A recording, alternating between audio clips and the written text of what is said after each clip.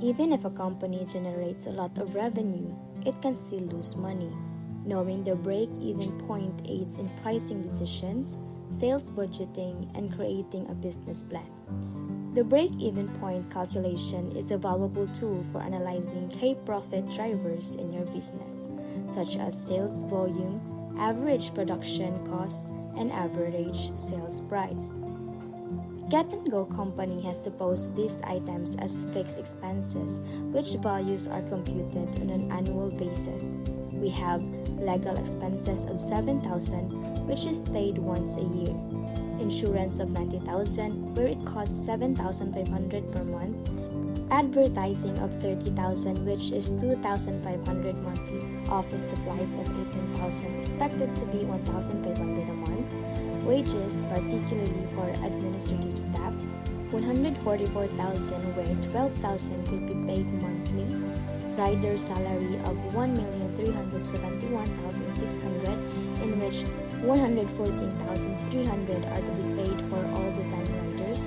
Postpaid plan for mobile of $7,188, $599 a month, and internet subscription of $17,988, $1,499 a month. The total of fixed costs for a year is $1,685,776.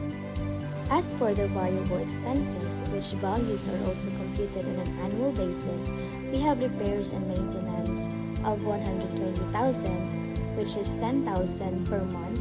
Fuel expenses $180,000, $15,000 a month. Allowance for postpaid plan in excess $2,400, which is $200 per month, and allowance for internet sub in excess as well, $2,500, which is $200 per month also. The allowances are included for the possible excesses of the subscriptions. The total of those items for the variable cost is $304,800. The first thing to do to compute for our break-even is to identify the contribution margin per unit. Our supposed sales price per unit or base fee is $40, deducted by the quotient of the total variable cost and the supposed units for sale. That is $304,800 divided by $72,000 as the number of deliveries, since we estimated that every month we will be able to have 6,000 deliveries by the 10 riders. That gives us 4.23. So, 40, the base rate, deducted by 4.23, our unit contribution margin is 35.77.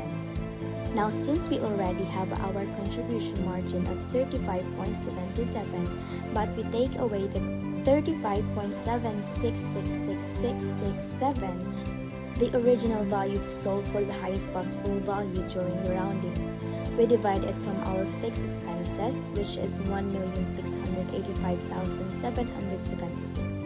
And our break-even point is at 47,133 units, or the number of deliveries to be achieved for a year. To validate how it is break-even, we multiply the unit contribution margin to the quantity, which supplies for the number of deliveries based on the break-even point, that equals to 0 profit. Note that if we compute it using the rounded up values, there will be a profit from it. But if we use the original values which contain decimals, then our profit will be 0. Finally, we have already identified how many deliveries are to be achieved to break even. It suggests how much of a price or volume increase will be required to compensate for an increase in fixed cost, and of course to generate profit. Now for the company, assuming that it will be able to reach its estimated deliveries for a year, which is 72,000, then the company can gain a profit of 889,424. To sum it up, the break-even in units, which is the number of deliveries in the case of business, is 47,133, which leads us to no profit at all.